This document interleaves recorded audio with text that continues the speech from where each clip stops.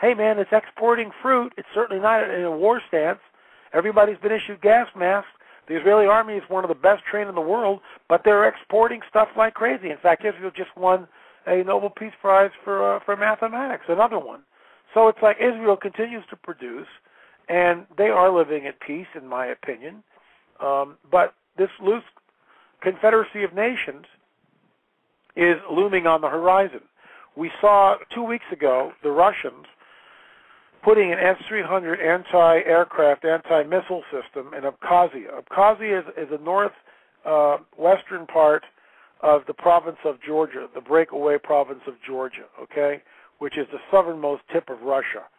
And the Ruskies are in there with the S-300. Basically, it's a chess move.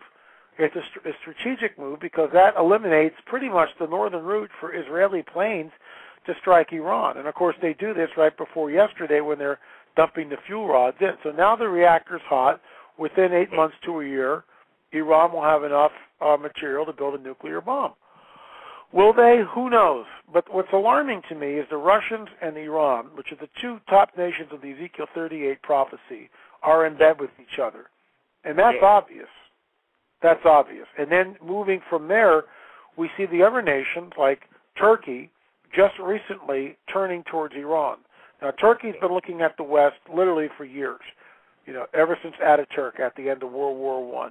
Tried to bring Turkey into a Western culture, forbid people to wear the fez. It's 98% Muslim. I got it, but it's still a secular society. But it could change in a heartbeat. And recently, within the last month, Turkey, specifically after the flotilla incident off the shores of Israel, Turkey got really ticked off at Israel and turned towards the east, turned towards Iran, and because Iran is Shia Muslim and it's under Sharia law. That brings into play the other three nations, which is part of the prophecy: Meshach, Tubal, and Togarmah. All those three ancient nations now comprise the modern nation of Turkey. So, look, we're told to watch. I don't know what's going to happen. I don't know how it's going to happen. But I truly believe that we are very, very close, precipitously close, to seeing some sort of a conflict in the Middle East, and it will not be pretty. Now, let me ask you a question. First, I'm going to ask you, one of the brothers in the chat room wants to know, he says, will the current peace process still be part of the time of the Gentiles? Will there be a peace treaty that divides the land of Israel? Go ahead and, if you can, cover those right quick, and then I'll have a couple questions for you, too. Sure. Well, we know that whoever makes the peace treaty with Israel, there's Israel is, yes, there's a peace treaty, but the guy who does it is the Antichrist. And what Israel gets from it is they are allowed to rebuild the temple on the Temple Mount in Jerusalem. That's the big deal. They're allowed to build the temple on the Temple Mount in Jerusalem, the third temple. That's also prophesied. And you know what? We will see it. There are people who, argue with me incessantly. Argue all you want.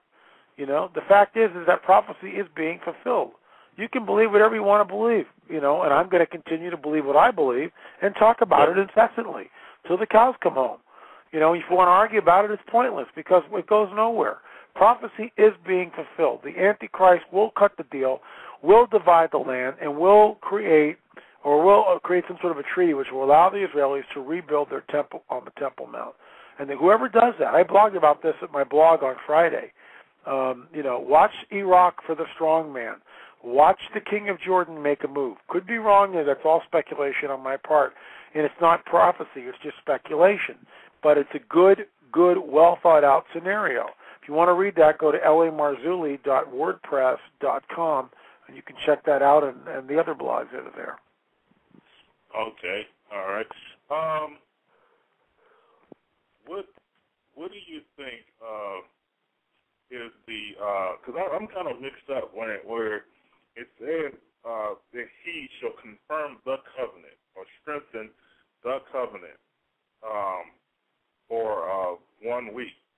What is the covenant? Could that be the Oslo Peace Accord covenant, or is it going to be some covenant that Obama signs for a specific amount of time, but it's not 7 years? You just, interim peace deal, and the Antichrist comes and strengthens that one, or is the peace deal already in existence? No, Oslo was a step to it, but it's certainly not the 7-year treaty that we're talking about, mentioned in the book of Daniel, which you just quoted from. That is a totally different deal. That treaty is the one that is done by the Antichrist. And that is a specific treaty, 7 years. And 3.5 years are a time of peace and prosperity. The next 3.5 years, all hell breaks loose, literally. Why does it say he shall confirm the covenant? Is he coming to? The word confirm means to strengthen. What is in existence already for him to do that? Is it just pieces of a so-called future covenant?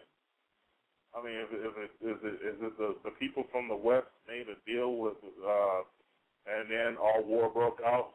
Well, we don't know. I mean, quite honestly, I don't know, and that's why we need to hold on to everything loosely and watch and see how it plays out. I mean, and there's endless speculation. Do we see the treaty first? Is Ezekiel 38 after that? Is it before that? Is it Psalm 83? What about Isaiah 17? I mean, everyone speculates, and the bottom line for me is that I believe that whatever war happens, whether it's Psalm 83, Ezekiel 38, Isaiah 17, some combination which they all follow very closely on each other's heels, at some point it will trigger the supernatural. And that's what the biblical commentators and a lot of the prophecy guys today refuse to get into. It's going to trigger the supernatural, and we will see supernatural manifestations like unprecedented on this planet. We're already seeing them. Stuff's already manifesting, but when it happens, it'll trigger stuff like never before. Absolutely unprecedented.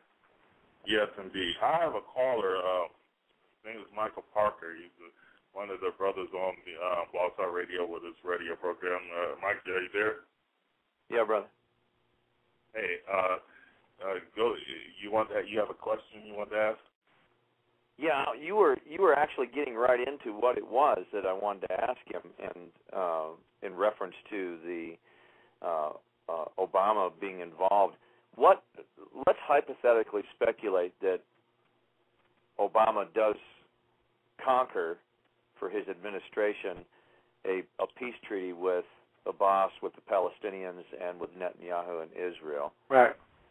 I read an article, and I've posted it on my website, that just about a month and a half ago, Abbas told Mitchell that go ahead and tell Netanyahu that we will give him control of all of the holy sites in Old Jerusalem.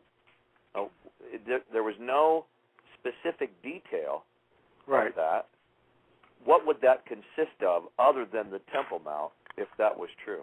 Well, there are other sites. For instance, David's tomb, Rachel's tomb. I mean, all that stuff, which have been disputed. Abbas has no power to give the Temple Mount. That lies under the King of Jordan, King Abdullah II. That's under his jurisdiction and his jurisdiction alone. Period. Abbas cannot do that unless the King of Jordan somehow has allowed him to cut that deal. That's why the King of Jordan will be involved in who's ever, the deal with the Israelis to build that Temple Mount. He has to be.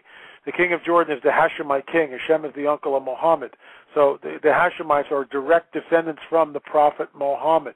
King Abdullah traces his lineage back 1,300 years and is a blood relative to the Prophet.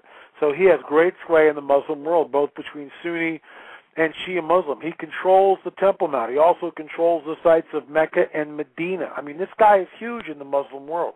Huge in the Muslim world. He also had an American mother and a Muslim father. So he's westernized, genetically, but also westernized. He was schooled in the West.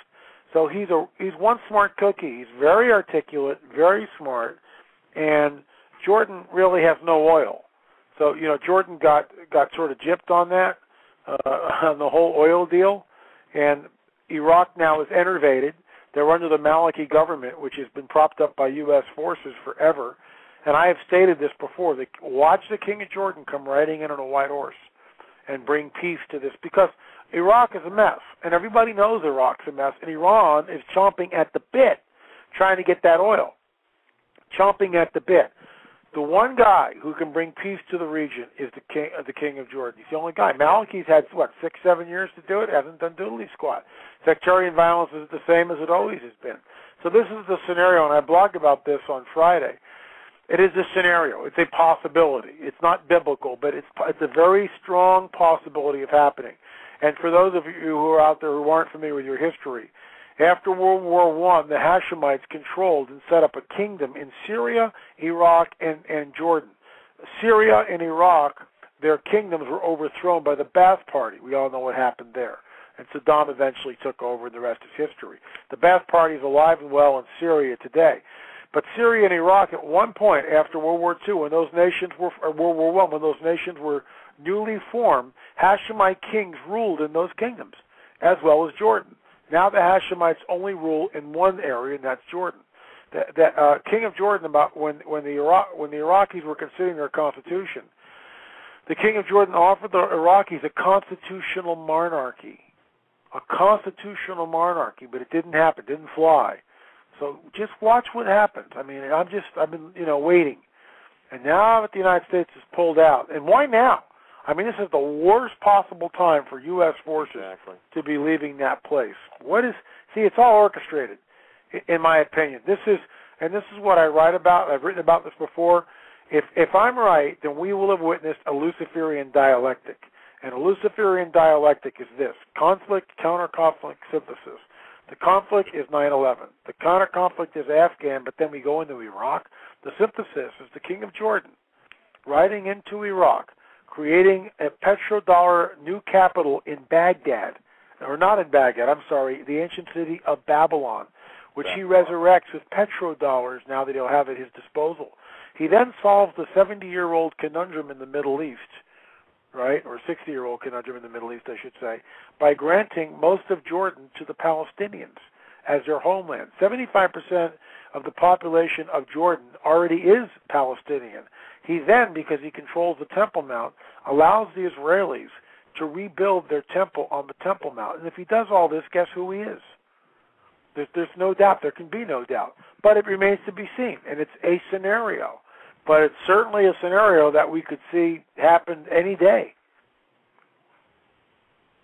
Very interesting. What about your? This is probably going to be unpolitically correct, but what about your opinions on the possibility that Barack Hussein Obama is really a Muslim? Well, look, that's where I'm at with the thing.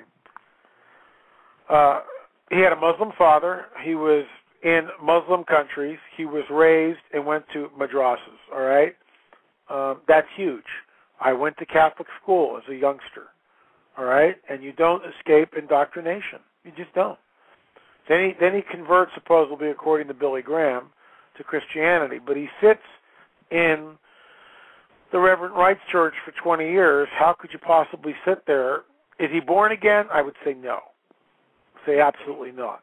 Does he have a professing faith in Christ? I have no idea. If you take the man at his face value, he talks about it, my Christian faith, but they've got him on, on YouTube. You can go and you can watch him, and he makes a mistake. He goes, my Muslim faith, and then the reporter corrects him, and he says, oh, you mean your Christian faith, right?